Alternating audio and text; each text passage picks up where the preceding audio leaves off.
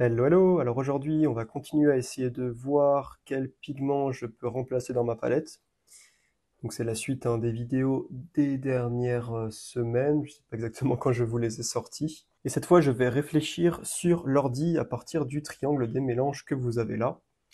Donc rapidement, alors le triangle des mélanges, on le verra en détail dans les fondamentaux dans un petit moment. Mais rapidement, ici, vous avez donc le cyan, le jaune et le magenta, donc entre guillemets les vrais primaires. Ici, vous avez les secondaires, vert, bleu et rouge. Et ensuite, vous avez dans tout ce découpage que j'ai fait les différents termes génériques. Ici, vous avez la zone des verts jaunes, ici la zone des verts, ici la zone des turquoises, ici les bleus ciel, ici les bleus, ici les violets, etc. Là, on a rouge, là, on a les terres rouges, pardon, là, on a les ocres, là, on a les terres vertes, etc., etc., etc. Et j'ai également scanné les couleurs de ma palette, les 8 couleurs que je vous ai montrées de base, donc j'utilisais jusqu'à maintenant. Donc on a le jaune citron qui est ici, vous voyez que c'est vraiment remarquablement proche du jaune primaire, c'est assez impressionnant. On a le lac de Garance rose ici. Vous voyez que c'est pas du tout un magenta primaire, hein. Ce qu'on prend pour un magenta, l'idée qu'on se fait d'un magenta en général, elle est trop rouge. Un magenta, c'est quand même assez violet, hein, par ici. Et pareil pour le bleu phthalo nuance verte. Vous voyez qu'il est pas du tout cyan en fait, hein. Le cyan, il est ici, il est beaucoup plus turquoise que ce qu'on a en tête. En fait, le bleu phthalo, c'est vraiment un bleu ciel. On a également l'outre-mer qui est assez saturé ici. Je pense que j'ai fait le scan rapidement. Normalement, l'outre-mer devrait être un peu plus saturé. Ici, on a l'ocre jaune. Ici, on a la terre de sienne brûlée. Ici, le brun Van Dyck.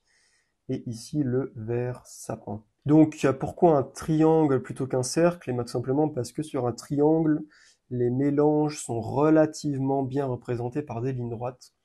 Sur un cercle, par exemple, hein, quand vous mélangez deux primaires, il faut faire le tour du cercle, alors que quand vous mélangez des complémentaires, il faut faire une ligne droite. Vous voyez bien que c'est pas tout le temps des lignes droites. Alors qu'ici, si je mélange du cyan et du jaune, bah, je me déplace sur cette ligne-là.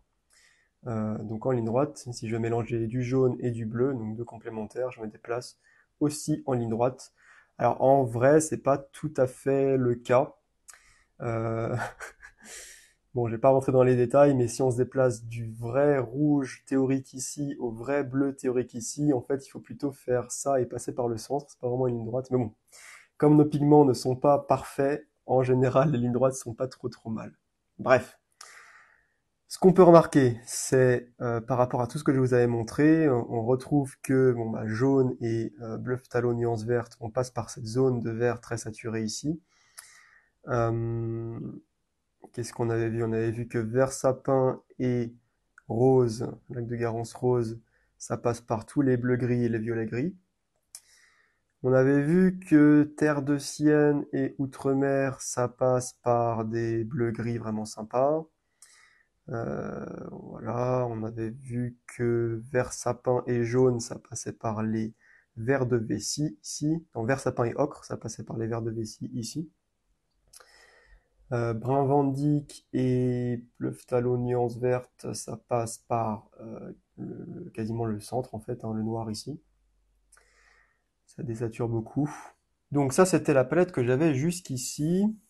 Maintenant, si je reprends mes petites étiquettes, on avait jaune plus chaud.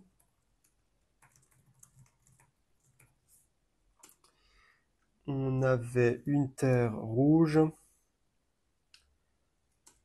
Je voulais remplacer mon bleu là par du bleu phthalo nuance rouge.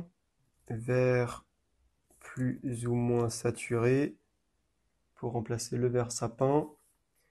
Virer l'outre-mer. Mais bon, ça, de toute façon, on verra plus tard. J'ai pas besoin de le marquer ici. C'est pas une décision qui va influencer mes achats. Un rose plus magenta. Donc, quand vous voyez le triangle plutôt dans cette zone ici. Un ocre, ici, un ocre plus rouge et transparent. Donc, ça, c'est ce que j'avais écrit sur mes petits papiers la dernière fois. Je vais déjà remplacer dans ma palette les couleurs que j'ai déjà remplacées. Donc ça, c'est du jaune sennelier clair. Ocre jaune, j'avais pas remplacé. Cienne brûlée, j'avais pas remplacé. Lac de Garance rose. Outre-mer, on va le laisser pour référence. Le bleu phthalo, je le remplace par le bleu Windsor. Et je vais aussi mettre le vert anglais pour référence. Je crois que c'est tout. Hop, je vais retracer ça. Voilà, donc là j'ai remplacé le jaune citron par du jaune sonnelier clair qui est quand même très saturé ici. J'ai remplacé le bleu phthalo nuance verte qui était par là par du bleu Windsor qui est donc plus bleu, plus proche de l'outre-mer, assez proche de l'outre-mer en fait. Et j'ai rajouté ici le vert anglais foncé. C'est assez marrant d'ailleurs, hein. Ce vert anglais foncé c'est plutôt un turquoise qu'un vert. Et il est vraiment sur la ligne du cyan, mais évidemment un cyan désaturé. On voit aussi d'ailleurs hein, que la ligne entre mon vert anglais foncé et le rose donne des gris bleus et des gris violets plus saturés que ce qu'on avait avec le vert sapin. Ça, c'est quelque chose qu'on a remarqué aussi et qui était assez intéressant. Du coup, je pense que je vais même virer le vert sapin juste pour faire du ménage et virer le brun Vandyck aussi. C'est assez clair hein, que le brun Vandyck il va être sur la ligne entre les terres rouges et le bleu Windsor, nuance rouge. Donc le but, ça va vraiment être de trouver une terre rouge ici. Alors si on reprend chaque ligne là un peu plus une par une, alors ça, je pense que c'est pas la priorité. Donc bon, je réfléchirai à ça plus tard. Ok, l'ocre plus rouge et transparent. Ça, mais c'est assez facile parce que l'ocre, il va pas déterminer des mélanges critiques. La terre rouge, par contre, ça c'est compliqué. Phthalo bleu, rouge. Oui, ça je l'ai déjà remplacé en fait. Ok. Ça aussi, c'est pas forcément la priorité. Donc finalement, hein, les deux choses les plus compliquées à trouver, ça va être la terre rouge et le vert plus ou moins saturé. Donc la terre rouge, ce qui est vraiment très important dans ce secteur, c'est qu'on veut pas que ça fasse du vert quand c'est mélangé à du bleu Windsor. Et on veut que ça passe proche du brun Vandyck pour pouvoir obtenir les marrons. Donc vraiment une terre rouge dans ce secteur. Je pense que la terre de Sienne Sonnelier, c'est une référence correcte. Faut que ce soit un petit peu plus rouge que la terre de Sienne Sonnelier en fait. Après le souci, c'est que si je choisis une terre de Sienne qui est trop rouge, on va arriver en face de mes verts, hein, que ce soit le vert sapin ou le vert là que j'ai rajouté, le vert anglais foncé. Et dans ce cas-là, le mélange ne va plus donner de beaux bruns. Si vous vous rappelez, là, en mélangeant du vert sapin avec la terre de Sienne, j'avais des super beaux bruns. Mais ça sera plus le cas si la terre de Sienne est plutôt dans ce secteur plus rouge. Voilà, donc après avoir dégrossi un peu les choses sur ce triangle que je fais moi-même, ce que je vais faire, c'est aller sur un site qui s'appelle artistpigment.org. Et retenez bien ce site, si vous êtes resté jusque-là dans cette vidéo, voici votre récompense. Ce site est absolument incroyable.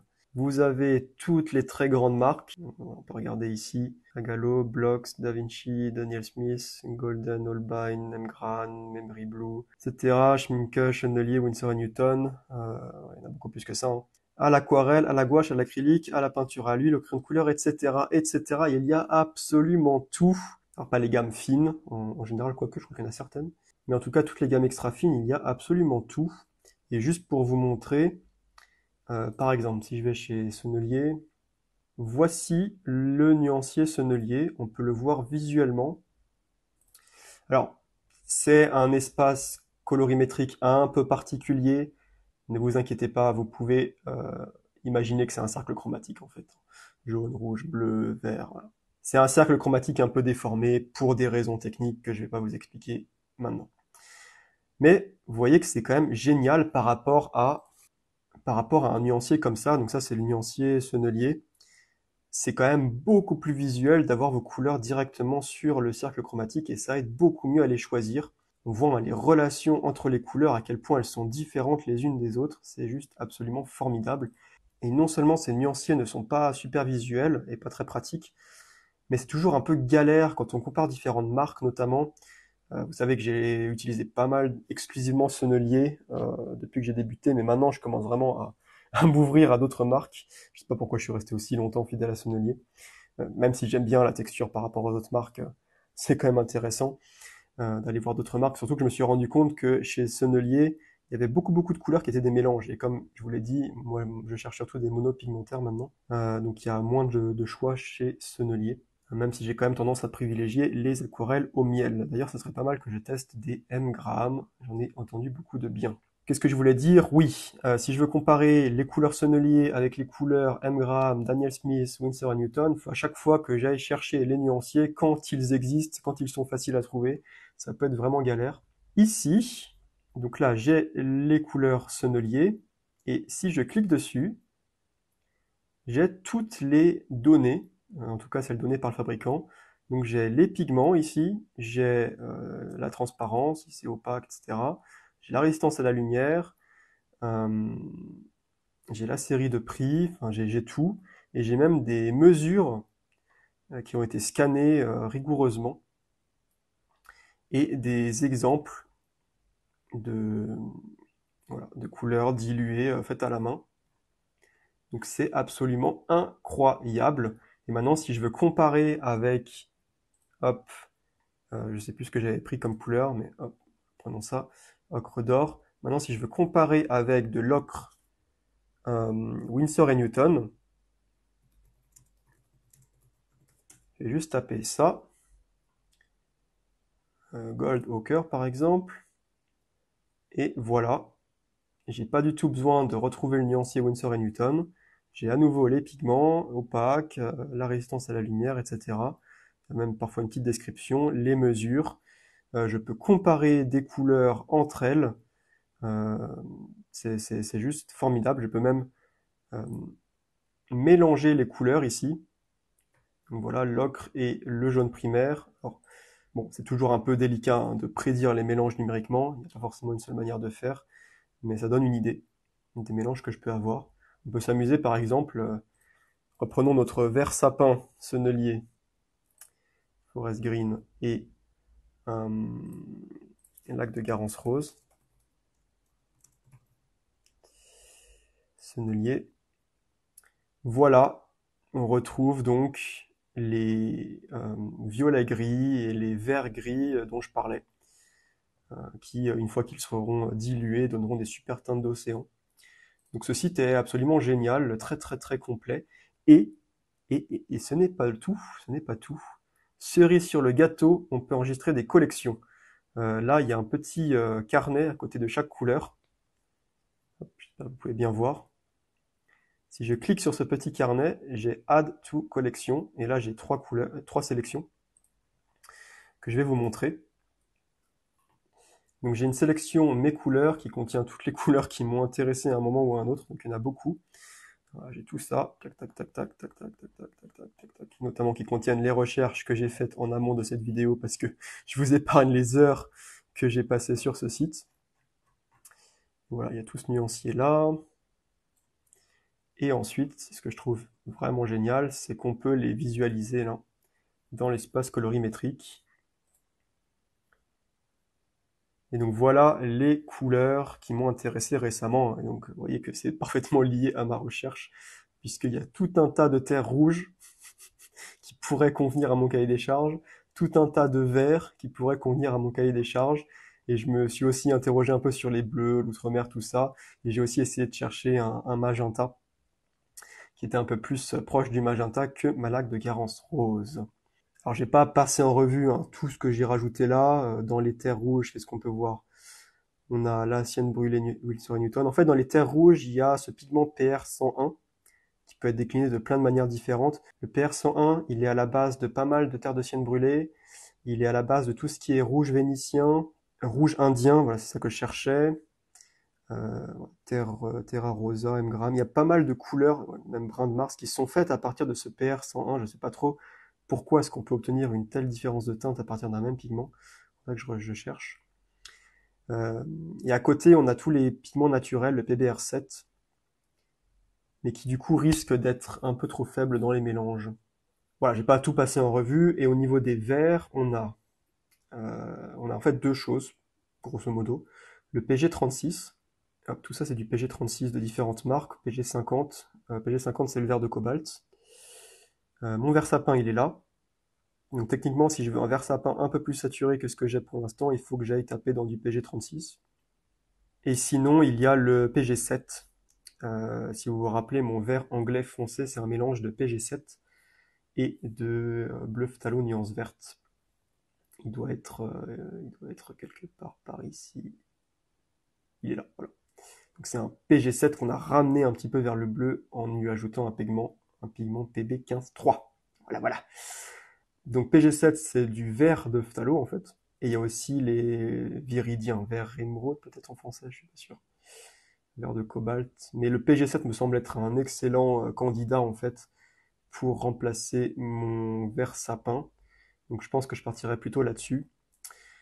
J'ai pas trop cherché les jaunes finalement, je pense que je verrai ça plus tard parce que ça m'a pris déjà beaucoup de temps là de sélectionner des terres rouges et des verts. Et j'ai cherché un petit peu par curiosité les magentas. Enfin bon, là c'est le rose opéra mais qui n'est pas permanent, c'était juste pour référence parce qu'il n'y a rien de plus saturé que le rose opéra. Ça me semble pas assez saturé. Et oui, celui qui m'intéressait pas mal c'est celui-là, Versino violet de Memory Blue, qui a l'air d'être vraiment pas mal comme magenta. C'est du PR 122, mais qui est plus magenta que les magentas PR 122, comme celui-là de Winsor & Newton, qui est plus rouge. Bon, la différence est probablement assez faible, mais en tout cas, on la voit ici dans leur mesure. Vous voyez d'ailleurs hein, que ma laque de Garance rose, qui est ici, elle est très loin du magenta qui est ici. On retrouve ce que je vous avais dit. Donc je pense que j'essaierai le Versino violet, là il me semble vraiment intéressant. Memory Blue, c'est une marque pro qui n'est pas hyper chère. Et ensuite les bleus, bon j'ai pas rentré trop dans les détails. À partir de cette première collection, j'ai bon, affiné pour finalement aboutir à cette sélection finale. Je vais vous montrer ça et puis ça suffira. Sinon on va y passer des heures. Donc cette sélection finale, encore une fois on va le voir de manière graphique. C'est vraiment celle que j'ai prévu d'acheter. Donc évidemment il n'y a pas 100 tubes. On a quoi? On a des ocres. On a des ocres hein, parce que je cherche une ocre plus rouge et transparente. Donc pour référence, mon ocre sonnelier elle est par là. Donc, du coup je suis allé chercher des trucs plus rouges. Celle-là elle est beaucoup plus rouge. L'ocre d'or de Memory Blue. On verra, ça c'est peut-être trop désaturé. Si c'est trop désaturé, c'est pas terrible parce que du coup j'aurai plus de verre de vessie lumineux. Mais sinon, ouais, l'ocre de Winsor & Newton ou l'ocre d'or de Blox. Ceci dit, cette ocre d'or de Blox c'est avec le PBR7, donc elle risque d'être un peu faible dans les mélanges, elle granule puisque c'est un pigment de terre. Mais pourquoi pas, j'ai envie de tester. Elle a l'air, en tout cas la teinte a l'air vraiment belle.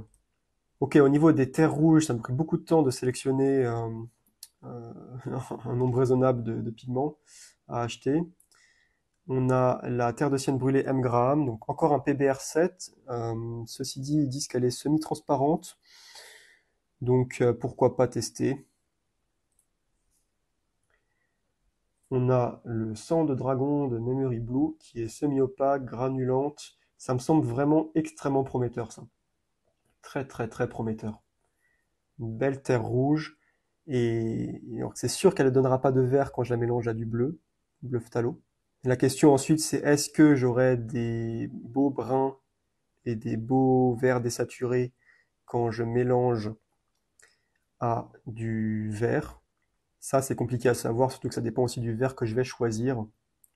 On peut hein, essayer de mélanger ici, et aussi moi-même mon propre logiciel de mélange. Euh, et si je mélange avec bleu Winsor, aquarelle, red shade,